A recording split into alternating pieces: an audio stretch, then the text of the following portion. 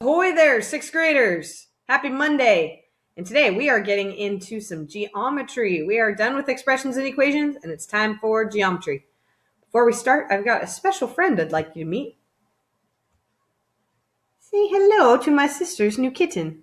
I just picked her up yesterday, and you know what? She really needs some help with figuring out a name. So I would love it if after you watch this math video, you would drop a comment on the assignment post with a name suggestion so that I can pass it on to her. Maybe she'll get some ideas from you.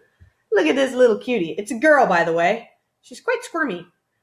Say hello, little kitty. Oh, yes. So drop those names for me, and that would be fabulous. So as I said, we're going to get into some geometry.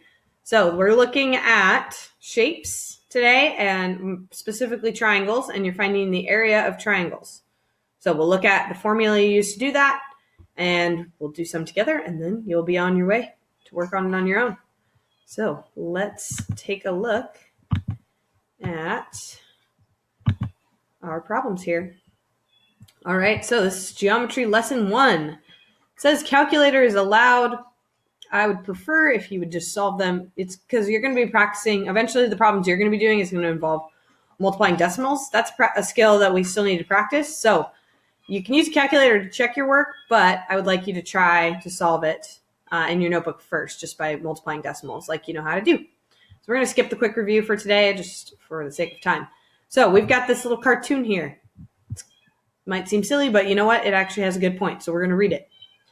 So this is Square talking. He says, "Hey, Triangle, I've been working out. Look how big I've gotten. I'm 4 centimeters by 4 centimeters. I'm a beast." That sounds like something some of you guys might say.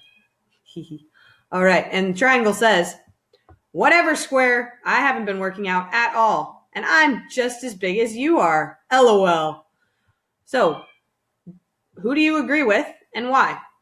Consider how you could use the following rectangle to prove it."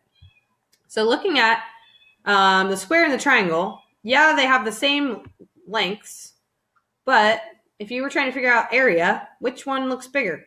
Well, in my opinion, the square looks bigger. It looks like it covers more space, more area. That's the point of area. But if the triangle says it has the same measurements, how are we going to solve how much space this triangle takes up? Well, let's see what they've got some pictures to show us here. So we're going to come back to the formula in a second. But what they're saying is that 2 triangles make a rectangle. So if we were to take 2 of this triangle here and to put him into this rectangle, that would help tell us how we're going to figure out, because we know that the area formula for a square is just base times height, or length times width. We're going to use base times height from now on, at least for triangles. So base would be like the bottom line here, which we know is 4 because it's a square. So we know the area of this square would be 4 times 4, which would give us 16 centimeters squared. But here, if we were looking at the triangle, if we did that same formula, it would give us the area of 16. But we know from looking at it that the square takes up more space, so we know that's not right. But looking here, they were saying, well, 2 triangles can make a square or a rectangle. So the way that the formula was figured out is that the area could be equal to 1/2 of the area of the rectangle. So 1/2 of base times height, or length times width, is what you may have used in the past. So this the darker triangle is showing what this little guy would represent here. So he's half of the total area of, like if we were thinking of the square, he would be like taking half of that. You can also use area equals base times height divided by 2. So if we did that with the triangle, we're taking this base times height and dividing it by 2.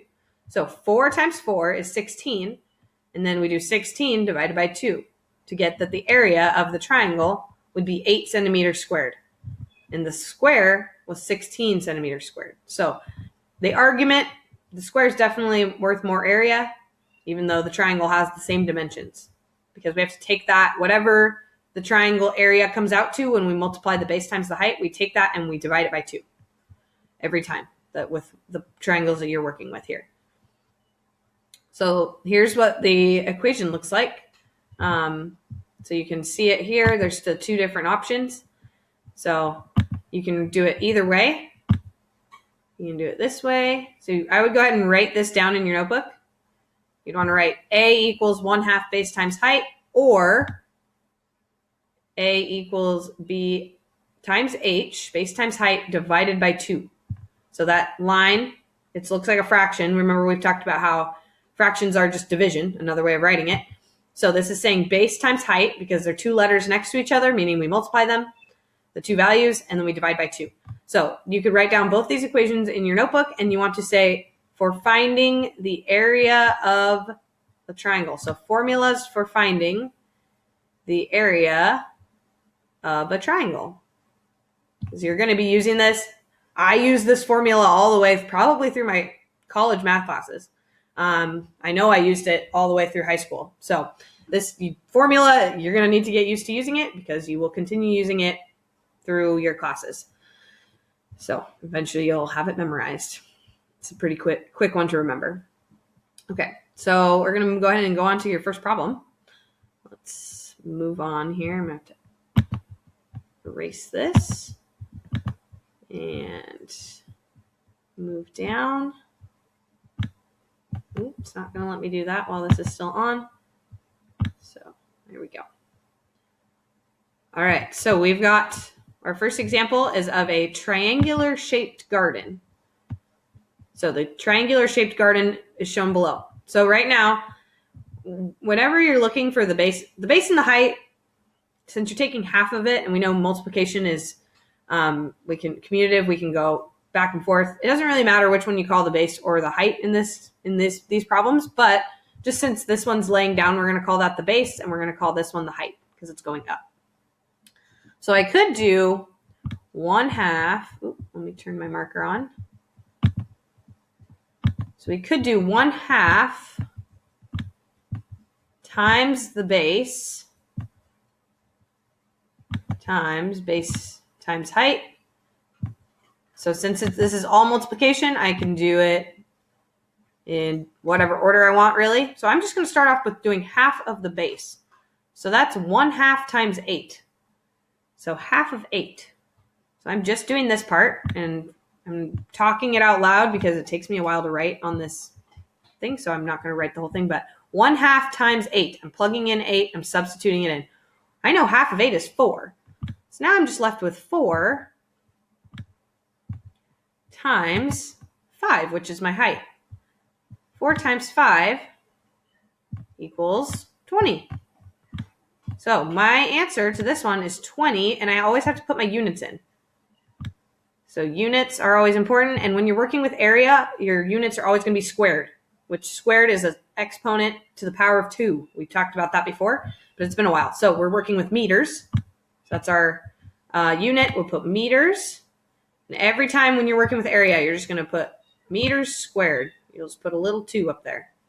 Oops, that's not a very good 2, but meters squared.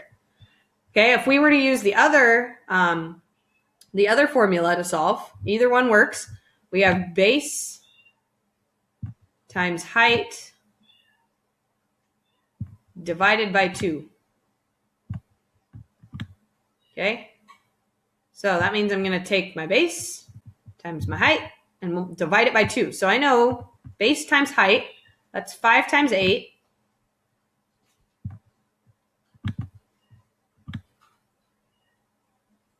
Divided by 2. Okay, I know 5 times 8. I know my 5s. I know 5 times 8 is 40. So then I have 40. Oops. 40 divided by 2. And 40 divided by 2 is just 20. So I get that same answer here. Either way, I'm going to end up with 20 meters squared. So I solved it using both equations. You don't need to do that. You just choose whichever one you're more comfortable with and use that. In your notebook, I would draw what the triangle looks like. Draw the dimensions, meaning the 5, write the 5 and the 8, and then show your work, whatever equation you chose to use. So the area of the garden in square meters, That is right here. That is our answer, 20 meters squared. Okay, we're going to go ahead and look at number 2. A triangular shaped window is shown. So our dimensions are 3 by 6.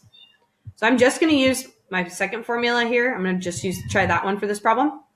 So what is the area of the window in square feet? So I'm going to take my base times height. So I'll write 6 times 3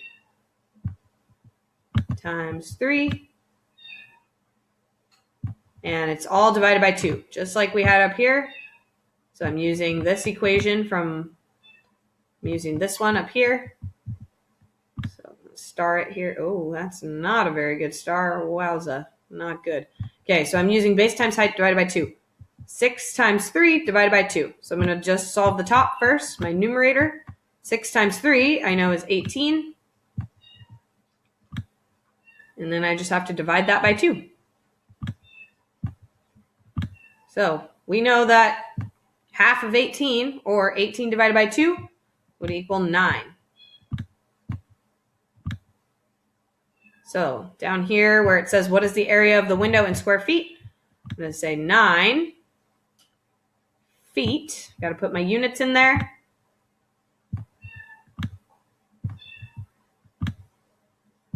And then I put my little squared. So just a little 2. 9 feet squared. And that is it for number 2. So the examples we're going through right now are a little bit easier. The ones that you're going to have to work on involve decimals. So you're just going to do the same thing. Don't let the decimals scare you. You're doing the same thing we've been doing, but you're just going to be multiplying decimals and then dividing by 2. So we'll show you what that'll look like here in a second. We're going to erase this and move on to the next problem. So scroll down for number 3. Oh, we do have one decimal example here, so that's good. Pull up my writing tool again. Okay. So for number 3, consider this figure. What is the area of the triangle in square feet? So I'm going to have to do base times height and divide it by 2. So I'm going to start off by doing the multiplication of decimals.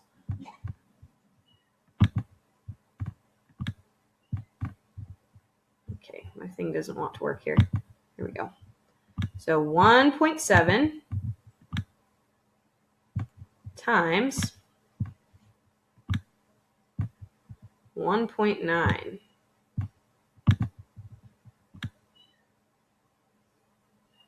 Okay, so this is showing for the equation base times height. I'm writing this in the wrong part, but that's okay.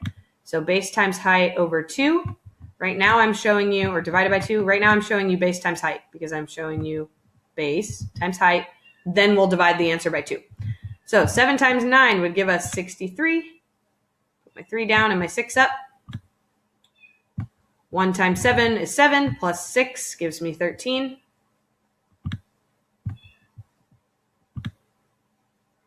And I bring down my 0 for my placeholder for the tens place. 1 times 9 is 9. And 1 times 1 is 1. So now I'm going to add them up, and then I'll figure out where my decimal belongs.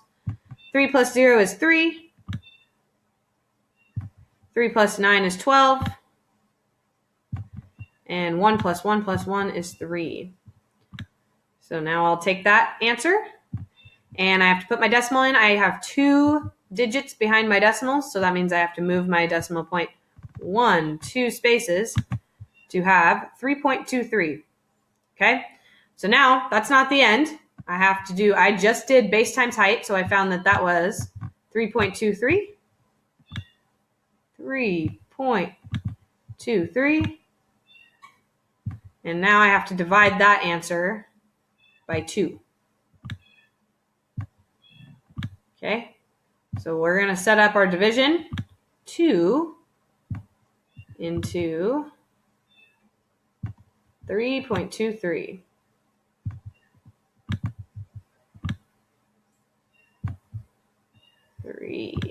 Sorry, this is a little bit slow with my writing.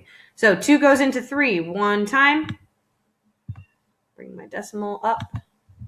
So multiply 1 times 2 to get 2 down here. I subtract, and I have 1. And I bring down my 2. So 2 can go into 12 6 times. 6 times 2 is 12. I'll subtract. Yeah, I'm left with 0. Okay. Then I bring down my 3. It can go in 1 time. 2 can go into 3 1 time. So 1 times 2. Ugh, goodness, this is hard to write on here. Okay, I subtract and I'm left with 1. And then I get stuck in this. I'm going to bring my 1 up here just because I'm out of room. I'm going to run into the next problem. So I'm now stuck with 2 can't go into 1. So I have to do what I've done before, and I have to add a 0. And then I can finish this problem. So 2 can go into 10. How many times? Well, it can go in 5 times. So my 5 goes up here. And I know 2 times 5 is going to give me 10. So that's the end of my problem. So I've got my answer here, and I have to add my units on. So 1.615, and I'm working with square feet. So I'll have feet. So FT for feet squared.